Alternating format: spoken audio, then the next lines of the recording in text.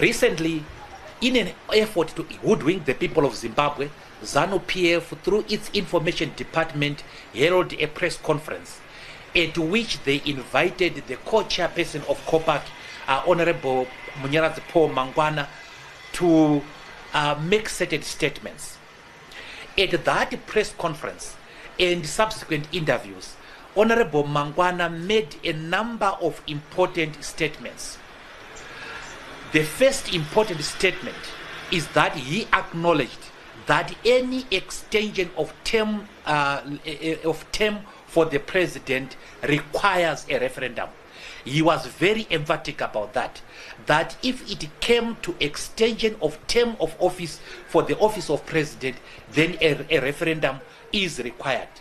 However, he went on to say that because this amendment provides for an extension which is less than 3 years, an extension of 2 years, then it is not an extension of term.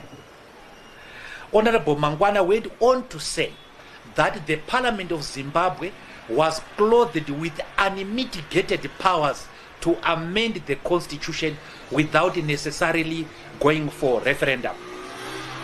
He went on to say that because the amendment, in his view, the amendment did not involve any changes in the Bill of Rights or in the land rights, it did not require a referendum. While Honorable Manguana was very correct that an extension of term requires a referendum, he was completely wrong about everything else. It is difficult to tell whether Honorable Manguana was speaking his mind or was simply carrying a party instruction. Of course, the Parliament does not have unfettered discretion to change the constitution. In terms of section 117 subsection 2, the Parliament can only amend the constitution in terms of section 328. And the section 328 is the section we all know that it requires certain formalities to amend the constitution. So he is not right that the Parliament has unlimited power to change the constitution. They can only change this constitution in terms of section 328. Then on the issue of whether 2 years does constitute an extension of term, Honorable Manguana was relying on the wording of section 91 subsection 2. In terms of section 91 subsection 2 of the constitution, for purposes of that section, 3 or more years is deemed a full term.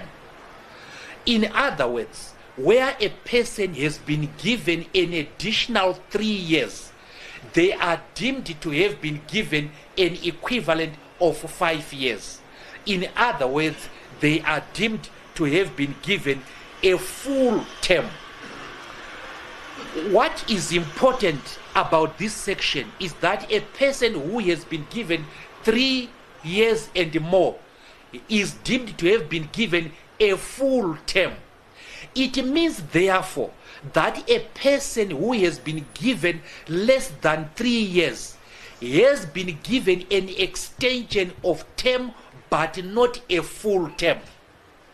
So in other words, an extension of the length of time from 5 years by an additional 2 years is an extension of term, but it does not constitute a full term.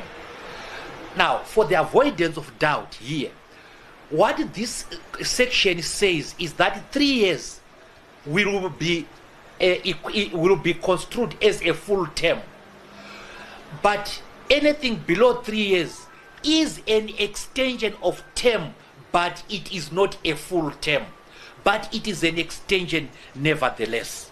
So an extension of the constitution by 3 years is an extension of term. An extension by 2 years is an extension of term. Now, this thing, they both require a referendum. The extension, whether by 2 years or by 3 years. Now, the matter is put beyond doubt by Section 328, subsection 1. Section 328, subsection 1 says that the term limit provisions are provisions that limit the length of time. So if it is 5 and then it is made 7, the length of time has been changed. In terms of Section 328, subsection 7, it talks of an amendment, the effect of which is to extend the length of time that a person holds office. This means that if you are adding 2 more years to the president's term, you are extending his time in office by those 2 years. It still requires a referendum. To conclude on this point, the office of the president, the term of office of the president can be extended in 2 ways. The first way is by simply adding another term. So if he had 2 terms, it is simply adding a 3rd term. In this regard, 3 years is regarded as a full term. So the president, he would have served 3 terms. But it is also by extending the length of 1 term, which is the case with Amendment 3. The Amendment 3 extends the length of time by 2 years, but it is an extension nevertheless. If we were to take Honorable Manguana's argument to its logical conclusion, what he means is that 2 years is equal to 0. 2 years is not 0 years. 2 years is 2 years. 2 years represents a movement. The extension represents a movement from 5 to 2. Therefore, it is an extension nevertheless, and it requires referendum. One final fatal argument that Honorable Manguana in his presentation makes is that this Amendment 3 does not affect the Bill of Rights. And he says because it does not affect the Bill of Rights, it does not require a referendum. He also goes on to say that it does not affect land rights. He is correct in asserting that the amendment does not affect the land rights. But he is wrong to say that it does not affect the Bill of Rights. Section 3, subsection 2 of our Constitution provides the founding values, the values upon which Zimbabwe is predicated and found as a nation. One of the values that Section 3 talks about is the value of adult universal suffrage. What adult universal suffrage means is that a person who is over the age of 18 has the right to vote. Every Zimbabwean who is over the age of 18 has the right to vote in any election. It is only that right is only limited in Schedule 4 of the Constitution. And Schedule 4 says that you may not exercise the right to vote if you are mentally challenged or if you were convicted of an offense, an electoral offense, and you are declared to be ineligible as a voter, or of course if you are insolvent. So any Zimbabwean who is not mad, who is not insolvent, and who is not an election criminal has the right to vote, protected by Section 3. So if we again go to section 3 itself, you will find that it talks about the authority to govern coming from the people. So the president's authority to govern must come from the people. It doesn't say from parliament, it says from the people. It goes on to say further that when people get vested rights, those rights are protected. So if, like Vachuara, I have voted over and over again for the president, I now have vested rights in that election.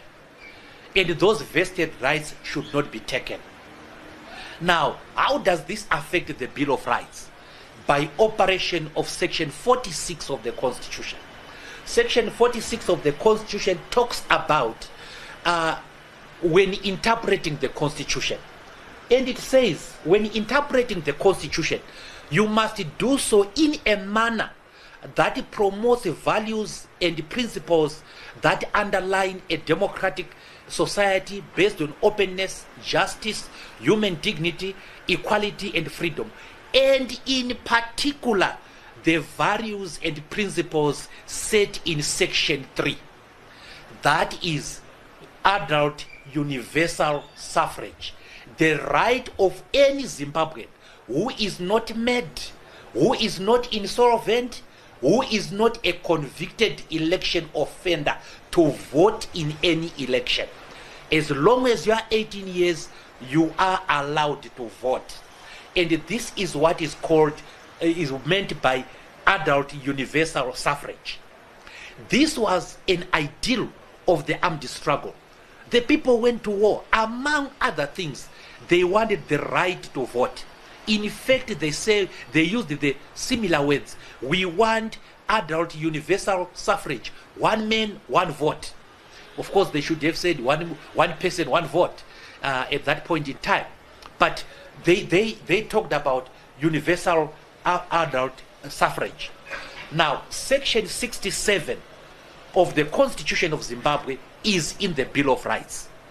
And Section 67, subsection 3, says that every Zimbabwean above the age of 18 has the right to vote. In other words, the rights that are given in Section 67 are the rights to universal adult suffrage. And universal adult suffrage in our Constitution is only limited where one is mental challenges, convicted electoral offender, or is insolvent. So Section 67 provides for political rights. Every Zimbabwean above the age of 18 has the right to vote. Now, what this bill now does is that it then says every Zimbabwean who is above the age of 18 cannot vote in the presidential election unless they are a member of parliament. That means, therefore, the Bill of Rights is being amended. The political rights that were given to the people of Zimbabwe are being amended, and amended by taking away the right of the Zimbabwean person to vote for president. It is amended by taking away the vested rights that people who have voted before have now acquired by virtue of their voting. Therefore, this amendment affects the Bill of Rights. And because it affects the Bill of Rights, it must go for referendum. Ladies and gentlemen, it is very, very clear that the political rights which are contained in the Bill of Rights are being affected. And therefore, there is need for a referendum. There is a need not only for one referendum, but for two referendums.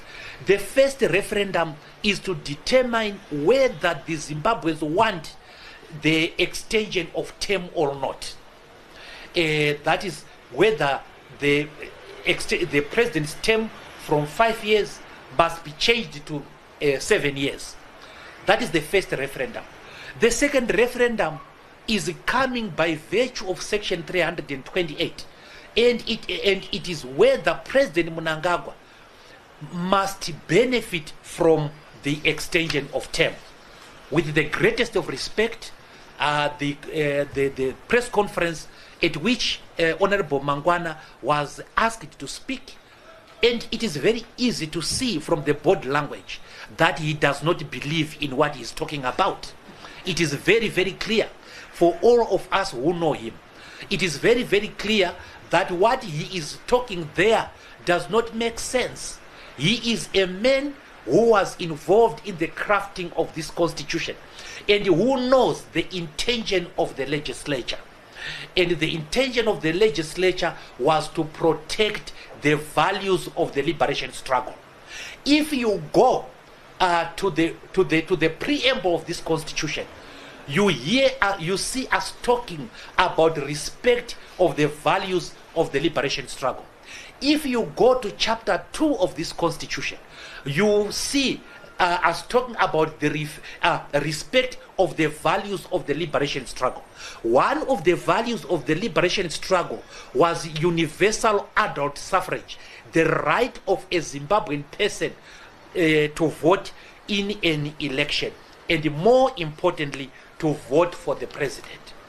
And we have already demonstrated that extension by 2 years is an extension, but it is an extension which does not constitute a full term. Something which is not a full term is probably a quarter term or a half term or a three-quarter term, but it is not nothing. It is something. It is an extension, and that extension is covered by our laws. You deal with it in terms of Section 328. And the more we look at this, the more we see how the Zimbabweans tried to safeguard their rights, including the right to vote.